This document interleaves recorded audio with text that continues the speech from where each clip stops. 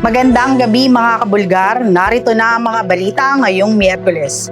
4 ang patay kabilang ang 2 special needs student sa banggaan ng tren at school minivan sa Belgium. Bukod sa mga biktimang may edad 12 at 15, nasawi rin ang 49 anyos na driver ng van at 27 taong gulang na chaperon nito nang masalpok ng tren ang sinasakyan nilang minivan sa isang level crossing sa Begenhut, Martes ng umaga. Sugatan naman ang 5 pang mag-aaral habang ligtas ang nasa 100 pasahero ng tren. Ang nasabing mga biktima ay papunta sana sa kanilang eskwelahan nang naganap ang insidente. Ayon sa police spokesperson na si Ann Berger, nakababa ang safety barriers nang mangyari ang aksidente, bagamat iniimbestigahan pa ang pangyayari. Negatibo naman sa alak at droga ang train driver, habang isa sa ilalim naman sa autopsy ang driver ng van na ayon sa transport operator ay medically fit at may malinis na record bago ang insidente. PBBM, magbubukas ng SSS at pag-ibig sa Japan. Para sa Boses ng Katotohanan magbabalita, Mary Rose Anterio. Bilang bahagi ng state visit ni Pangulong Ferdinand Marcos Jr. sa Japan, tiniyak niya ang pagbubukas ng mga tanggapan ng SSS at Pag-ibig Fund upang mapalawak ang serbisyo para sa mga Pilipino sa bansa.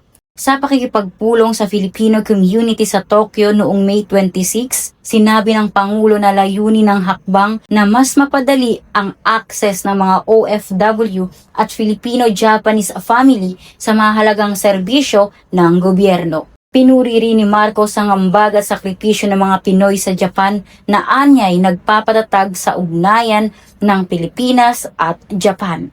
As our community grows across Japan, from Hokkaido all the way to Okinawa, our strength lies in our firm adherence to our faith and our national identity. Nagbubulgar, Mary Rose Santerio. Trailer truck na may kargang basura tumagilid sa C5 Boni Serrano Tunnel. Para sa Boses ng Katotohanan, magbabalita, Jenny Albason. Pansamantalang isinara sa trapiko ang southbound lane ng C5 Boni Serrano Tunnel kaninang madaling araw dahil sa isang aksidente. Ayon sa MMDA, alas 5:30 ng madaling araw nang tumagilid ang isang trailer truck na may kargang basura sa loob mismo ng tunnel. Agad na rumisponde ang mga MMDA officer upang mag-asikaso sa trapiko at payuhan ang mga motorista na dumaan muna sa mga alternatibong ruta. Kasabay nito, ang pag-deploy ng mga tauhan ng MMDA MPCG para umalalay sa clearing operations. Agad namang nailipat ang truck alas 8:30 ng umaga patungo sa emergency bay ng C5 malapit sa Kalye Industriya. Nagbubulgar, Jenny Albason. Minority Bloc naglabas ng joint statement matapos mag-walkout sa plenary session. Para sa Boses ng Katotohanan magbabalita, Janelle Belmonte. Naglabas ng joint statement ang mga senador mula sa minority bloc matapos ang nangyaring walkout sa plenary session ng Senado nitong Martes ng gabi, Mayo 26. Ito ay kasunod ng pagpupumilit umano ng majority na talakayin ang panukalang amyenda sa Senate rules na magpapahintulot sa mga senador na bumoto off-site gamit ang electronic platforms. Sa kanilang pahayag, kinondena ng minority bloc ang umano'y pagmamadali sa pagtatalakay ng rule change kahit may mga senador pa umanong nais magsalita at magtanong tungkol sa proseso. Kinuwestiyon din nila kung minamadali ang panukala upang papayag makaboto si Senador Ronald Bato de la Rosa, lalo na umano't may mga ulat na posibleng maaresto ang ilang majority senators. Hindi na tayo umabot sa pag-discuss, debate sa substantive kasi hindi nila sinusunod yung sariling rules. Teleconference, ginagawa lang yan kung may pandemya. Wala Yes. namang pandemya ngayon. Walang national natin emergency. babaguhin. Ayon sa kanila, dapat tumaan sa mas malawak na deliberasyon at tamang proseso ang naturang pagbabago sa Senate rules. Nagbubulgar, Janelle Belmonte. Senator Robin Padilla at iba pang individual sasampahan ng reklamo ng PNP-CIDG. Para sa Boses ng Katotohanan magbabalita, Brian Kidzon. Magsasampa ng reklamo ang Philippine National Police Criminal Investigation and Detection Group laban kay Senator Robin Hood Padilla at iba pang individual kaugnay na paglabag sa Presidential Decree No. 1829 o Obstruction of Justice matapos umano'y pagtulong sa pag-alis o pagtakas ni Senador Ronald Bato de la Rosa mula sa Senado. Ayon sa CIDG, napag-alaman na ang sinakyan ni De La Rosa mula sa Senado noong madaling araw ng Mayo 14 ay hindi isang mere hitch ride, taliwas sa pahayag ni Padilla na hindi niya itinakas ang kapwa senador. Dagdag pa ng CIDG, ang hakbang na ito ay alinsunod sa kanilang mandato na imbestigahan at ipatupad ang batas ng pantay at walang kinikilingan. Ang reklamo ay hihain sa National Prosecution Office Service ng Department of Justice para sa kaukulang aksyon. Nagbubulgar, Brian Kitson. Pakinggan naman natin ngayon ang boses ng bayan. Sa gitna ng mainit na isyu at usaping kinaharap ng bansa, mahalagang marinig ang boses ng karaniwang mamamayan. Magandang araw mga kabulgar, ako si Kim Plagata at samahan niyo kung alamin ang pananaw ng masang Pilipino kung pabor ba sila magkaroon ng online voting para sa mga nakakulong na senador. Para sa akin hindi siya parang sa akin hindi ako pabor sa online voting. Bakit pa sila bibigyan ng privilege para wala ring saysay yung pagkakulong sa kanila, di ba? At the same time, kasi wala na silang karapatan para magbigay pa ng suggestion. Nakakulong na nga sila, boboto pa sila. Dapat yung mga nakakulong, hindi na ba dapat bumoto yun? Ayun ang opinion ko. Hindi siya dapat na magkaroon ng online voting. Kasi ano yun magiging masyadong pabor dun sa mga kabila ay sa majority. So bakit nila babaguhin? Kasi unfair naman yun. Halimbawa, mahuli man yung mga merong kasalanan sa kanila para magiging unfair. Kung anong rules, dapat consistent yun na wala dapat pinapaboran. At yan ang mga opinyon na kalap natin sa araw nito. Para sa Boses ng Katotohanan, ako si Kim Plagata, nagbubulgar. Christine Reyes, elementary pa lang ay kilala na ang fiancé na si Gio Tingson. Ikinuwento ni Christine Reyes sa Fast Talk with Boy Abunda na una niyang nakilala si Gio Tingson sa isang school fair ng Ateneo Grade School noong elementary pa lamang sila. Ayon sa aktres, grade 6 siya noon habang grade 7 naman si Gio nang mapunta siya sa isang marriage booth sa event. We've met in a Ateneo Grade School fair.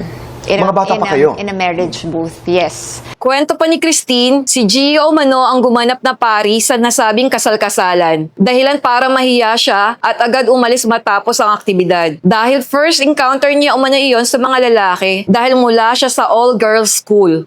Nahiya ako, Tito Boy. So after yung kasal-kasalan, umalis ako agad kasi nahiya ako Okay. Siya kasi yun yung first encounter ko with boys. Kasi all-girls school po ako Matapos ang nasabing encounter, hinanap umano siya ni Gio at hiningi ang kanyang number na ibinigay naman niya gamit ang pangalang Agent Orange. Sa pagdaan ng panahon, nanatiling may koneksyon ng dalawa hanggang sa tuluyan silang naging seryoso sa isa't isa noong 2025. Rupa May Quinto, emosyonal na inalala ang yumaong asawa.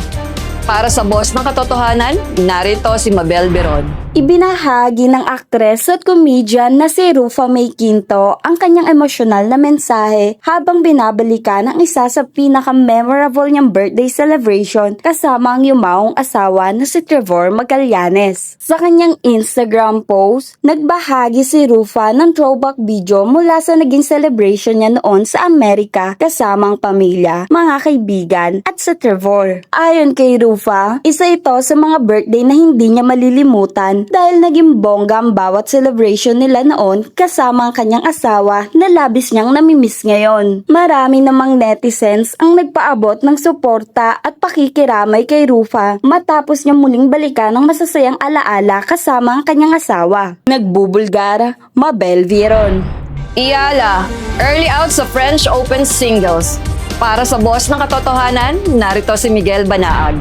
Hindi nagawang manalo ng Filipina tennis player na si Alex Ayala kontra kay Iva Jovic ng USA sa kanilang laban sa WTA French Open 2026 Roland Garros na ginanap sa France nitong Martes. Nagpakitang gilis agad si Jovic sa unang set nang makuha nito ang 5-1 lead. Nakahabol naman si Ayala at naibaba ang lead sa 5-4, ngunit napanatili pa rin ni Jovic ang momentum at nakuha ang 6-4 lead. Nagawa pa ni Ayala na may score ng 1-0 lead sa ikalawang set bago pa tuluyang makuha ni Jovic ang 6-2 lead at nagwagi sa laban kontra kay Ayala. Bagamat nag-exit na si Ayala sa singles tournament dahil sa pagkatalo laban kay Jovic, mananatili pa rin sa French Open ang Filipina athlete para sa doubles tournament. Nagbubulgar, Miguel Banaan.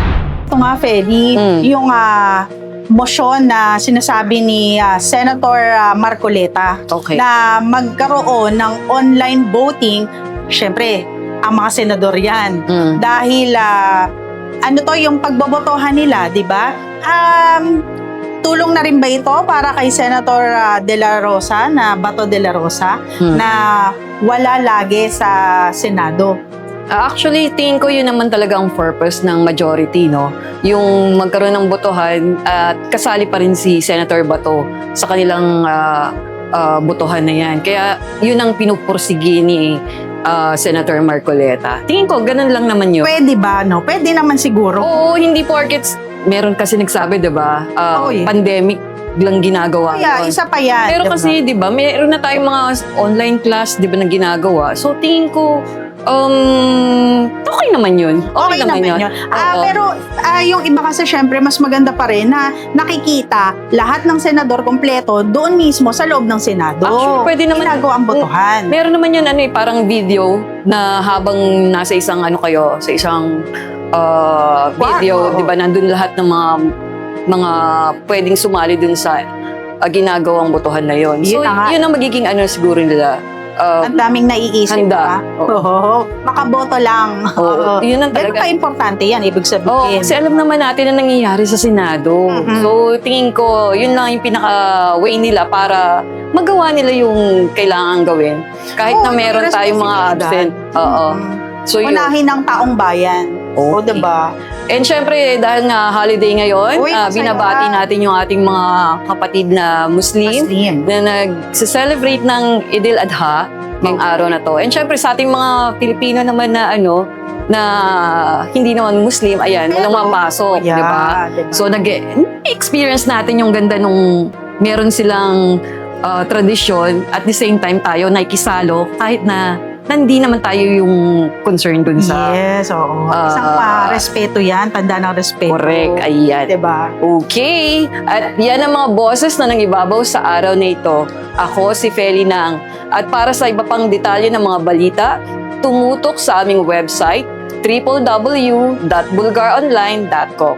Maaari rin kayong tumutok sa aming mga social media accounts. Ako si Mitch Maka. Sa panahong mahalaga ang katotohanan, paiingayin pa rin ang boses ng bayan.